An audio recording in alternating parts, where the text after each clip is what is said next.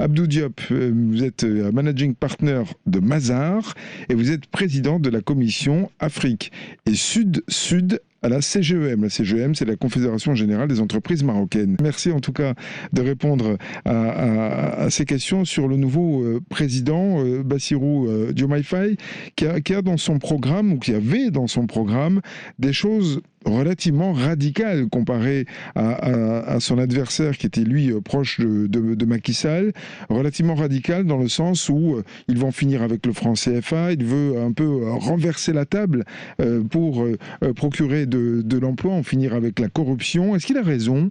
Est-ce que c'est un programme sur lequel il peut donner maintenant des gages à ceux qui ont voté pour lui? Oui, en tout cas, d'abord, merci de m'inviter à parler du Sénégal, de cette élection qui, pour nous, est réellement une lumière qui jaillit après qu'il y a un mois, on est beaucoup alerté sur tout ce qui se passait avec le report des élections.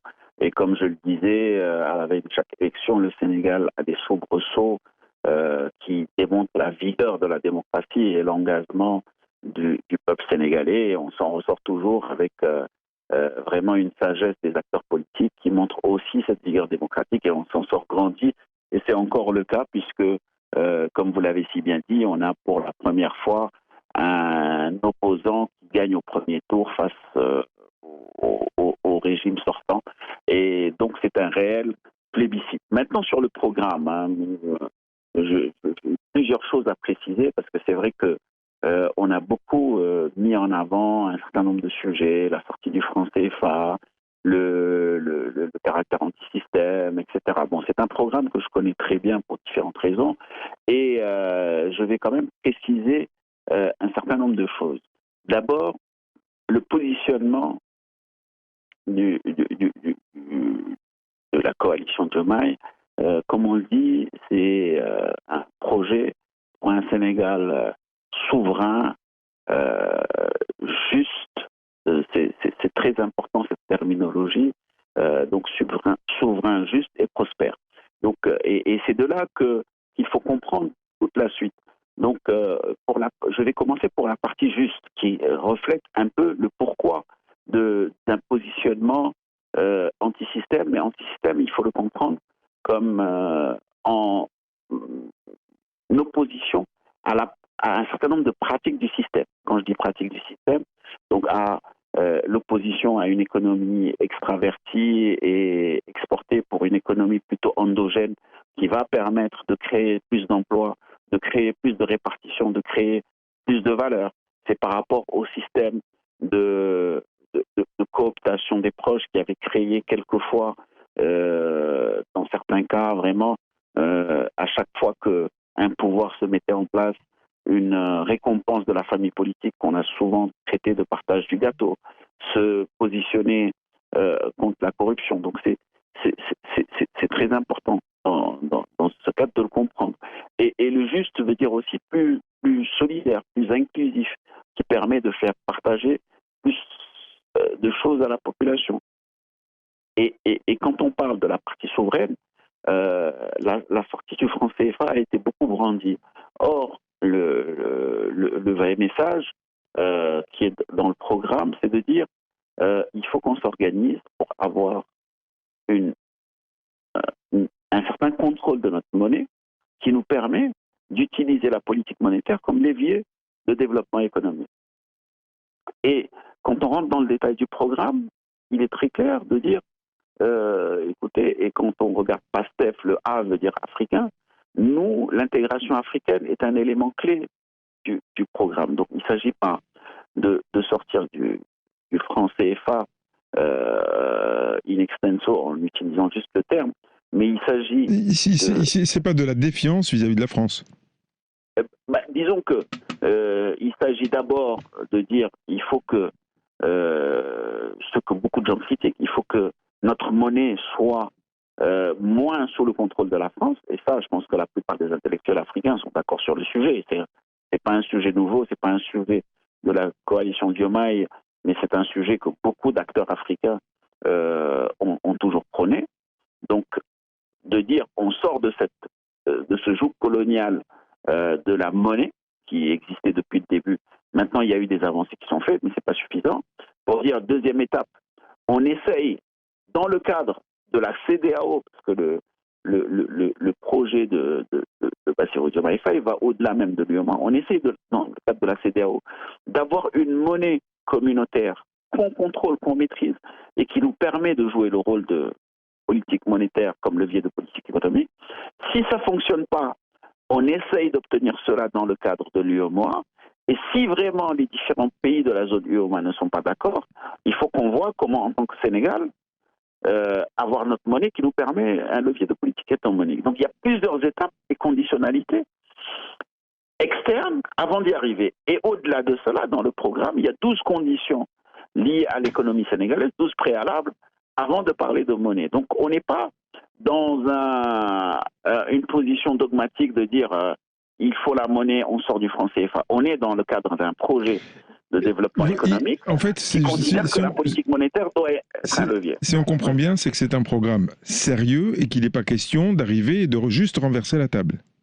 Non, c'est un programme très sérieux et sur les différents sujets, c'est pas renverser la table. C'est vraiment, effectivement, on a pointé du doigt un certain nombre de choses.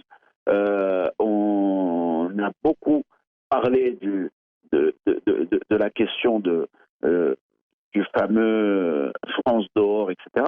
En fait, le vrai sujet, c'est comment avoir sa souveraineté sur un certain nombre de sujets importants, notamment la souveraineté alimentaire, la souveraineté industrielle, la souveraineté monétaire, même si c'est dans un cadre communautaire, et tout ça dans le cadre d'une intégration régionale et intégration africaine. Hein. C'est le cœur du programme du président Diomaye. Donc oui, parce que lors des manifestations de 2021, il y a eu beaucoup de mouvements France Dégage, etc., qui ont fait qu'on a collé cette étiquette, mais la réalité est un peu différente dans le programme. Et quand on prend le temps de le lire en détail, il s'agit vraiment de créer un pays souverain, juste et prospère dans le cadre d'une intégration africaine. Donc c'est un peu ce que je voulais dire en liminaire. Il ne s'agit pas de mettre tout à la poubelle, non. D'ailleurs, les premières nominations le montrent. Hein. Y a des acteurs qui étaient dans le pouvoir en place, qui ont été reconduits à leurs fonctions, notamment en premier le secrétaire général de la présidence de la République, qui démontrent que quand même, il ne s'agit pas de tout remettre en cause, il s'agit de construire avec des compétences. C'est pas une révolution, c'est pas une révolution, c'est une évolution. Non. C'est une évolution, mais dans le cadre d'un projet qui veut se couper d'un certain nombre de pratiques, et notamment pratiques de clientélisme, pratiques de corruption et pratiques d'exclusion d'un certain nombre de couches de la population. Et d'ailleurs, un des éléments clés du programme, c'est comment faire appel à des cadres qui sont externes à toute mouvance politique ou autre, mais qui ont des compétences qui peuvent être au service de ce projet. C'est votre cas? Mon cas, oui, très, très, très clairement. Je veux dire, depuis plusieurs semaines, j'ai eu le privilège et le plaisir de produire un ouvrage, Sénégal à portée de main, le lion sort de sa tanière, où je présente le Sénégal que j'imagine, le Sénégal que je souhaite pour demain. Et forcément, les différents acteurs politiques ont reçu ce document, l'ont pris et j'ai été sollicité pour accompagner. Je l'ai fait avec plaisir et je continuerai à accompagner. C'est l'intérêt du Sénégal. On a tous intérêt. Si vous êtes appelé à occuper des fonctions ministérielles, vous partirez? Non, ça c'est pas l'ordre du jour. Moi, c'est exclu et je l'exprime, c'est exclu.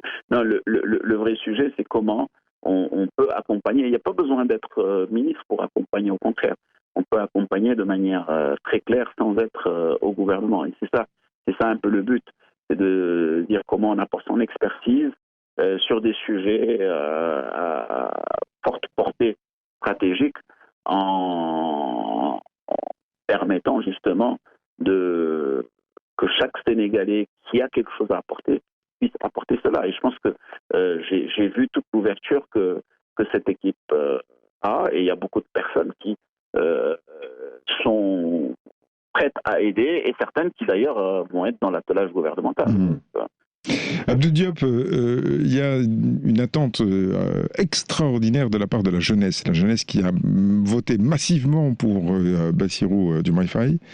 L'attente est considérable puisque voilà, le chômage est voilà, très fort, en tout cas chez les jeunes, aussi au Sénégal. C'est pas le seul pays d'Afrique évidemment, mais aussi au Sénégal. Est-ce que il y a déjà des idées, des leviers pour éviter la déception? Il est clair qu'aujourd'hui, les attentes sont énormes. La tâche est très grande. Il y a beaucoup de gens qui pensent qu'il y a une baguette magique qui va permettre de tout de suite réduire le coût de la vie. C'est pas le cas. Donc, il est important que beaucoup de signaux soient envoyés. Le premier signal, c'est d'abord le signal dans la manière de gérer la chose publique et la manière de choisir les hommes.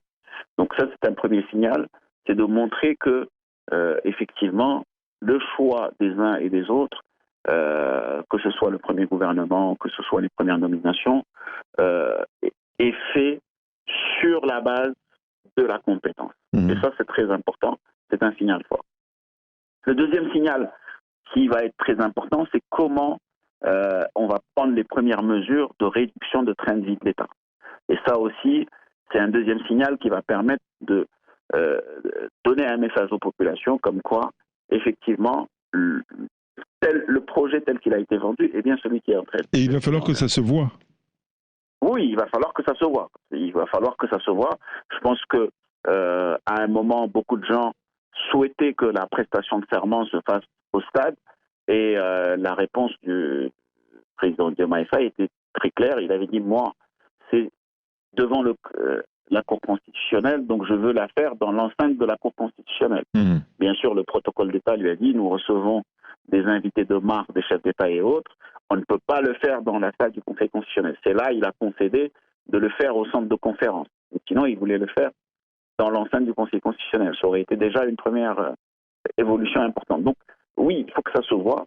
Après, il faut que les premières mesures soient prises, soient clairement des mesures qui montrent que l'orientation va vers ce sens. Donc, les 100 jours vont être essentiels. Et bon, il y a des gens qui travaillent et qui ont préparé des mesures pour ces 100 jours.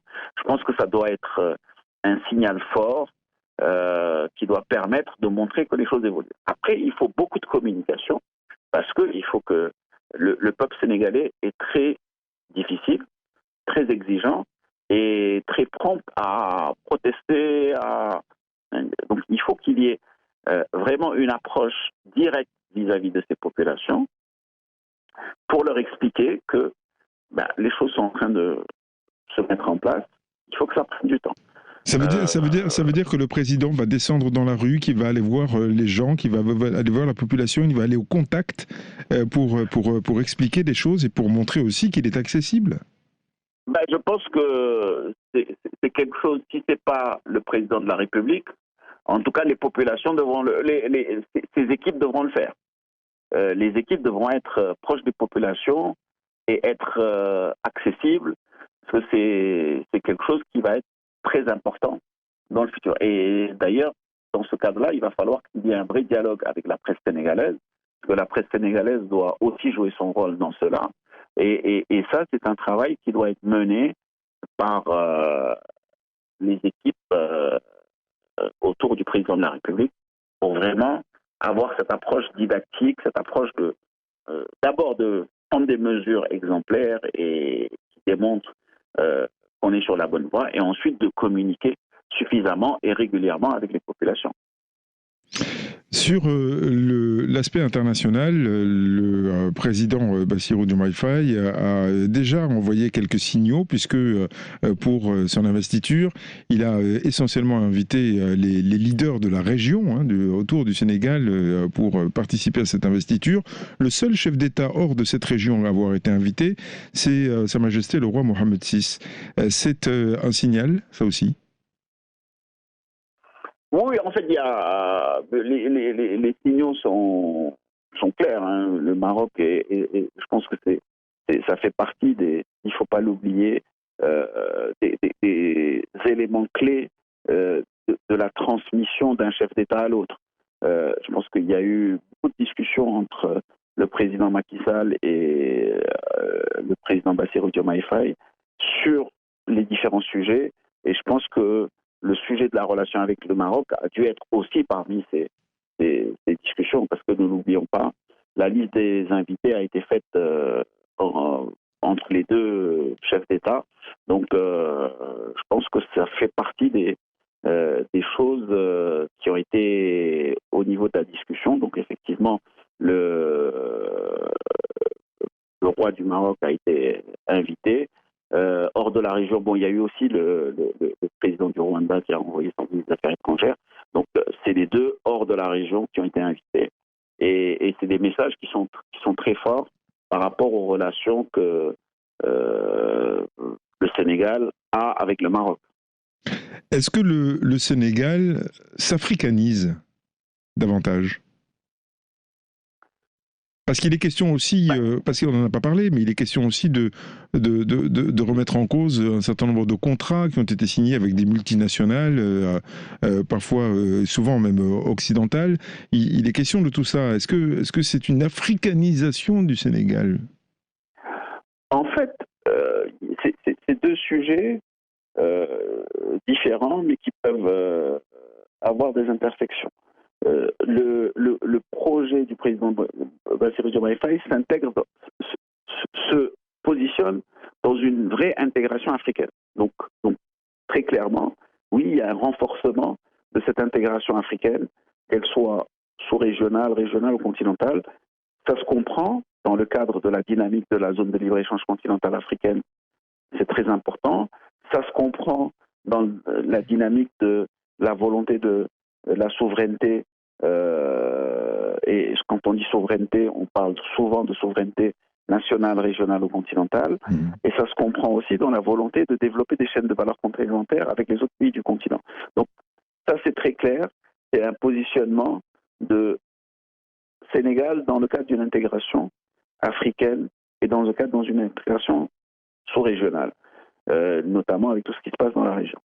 Après, il y a un deuxième sujet qui est lié à la gestion d'un certain nombre de contrats sur lesquels, en fait, la communication s'est orientée sur la remise en cause. Il ne s'agit pas de remettre en cause. Il y a eu beaucoup de débats lorsque les uns étaient dans l'opposition et les autres au pouvoir sur les dessous d'un certain nombre de contrats signés. Donc, le principe, c'est de dire on va regarder ces contrats, voir quelles sont les conditionnalités.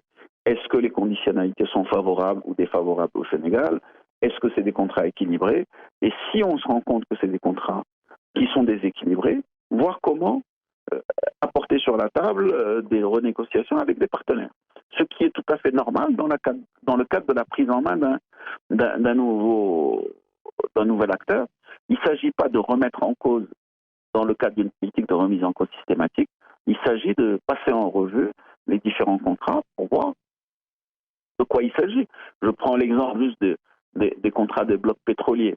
Oui, effectivement, on dit que il y a des coûts pétroliers et les profits seront partagés, donc c'est des contrats de partage de profits classiques. Maintenant, quelles sont les conditions qui sont fixées pour la détermination des coûts? Qu'est-ce qui est prévu dans le contrat sur l'audit des coûts pétroliers? Comment l'État du Sénégal observe? C'est des choses, c'est légitime que quelqu'un qui arrive ait l'ambition de regarder. Et il ne s'agit pas d'un ciblage de tel pays ou tel pays. Il s'agit de contrats. Si les contrats étaient entre les mains sociétés du Groenland, ce sera en face des sociétés du Groenland. Si les contrats sont entre les mains de sociétés américaines, ce sera des discussions avec des sociétés américaines. Ça ne vise pas un pays, ça ne vise pas une région, ça ne vise pas un tout, ça vise juste des contrats où il est nécessaire que la puissance publique qui prend en main, qui prend le relais, regarde quelle est l'économie du contrat, parce que c'est vrai que dans le passé, il y a eu beaucoup de sujets sur des intermédiaires, sur des éventuelles commissions, que les acteurs de l'opposition reprochaient au pouvoir. Donc c'est normal que quand ils arrivent... C'est normal de regarder de plus près. Regarder. Mais encore une fois... Sans viser personne. Il ne s'agit ni d'une approche systématique de remise en cause de contrat, ni de viser des personnes en particulier. Merci beaucoup Abdou Diop d'avoir été dans Atlantique Midi pour nous apporter cet éclairage au plus près de Bassirou Diomaye Faye, puisque on a cru comprendre que vous aviez un petit peu participé à l'élaboration, en tout cas d'une partie du programme. Merci en tout cas pour cet éclairage. Je rappelle que vous êtes managing partner chez Mazars et vous êtes président de la commission Afrique et Sud-Sud à la CGEM. La CGEM, c'est la Confédération générale des entreprises marocaines. Merci encore une fois pour cet éclairage et à très bientôt. Avec grand plaisir. Nous, on se retrouve demain. C'est la fin de Atlantique Midi. Nous, on se retrouve demain.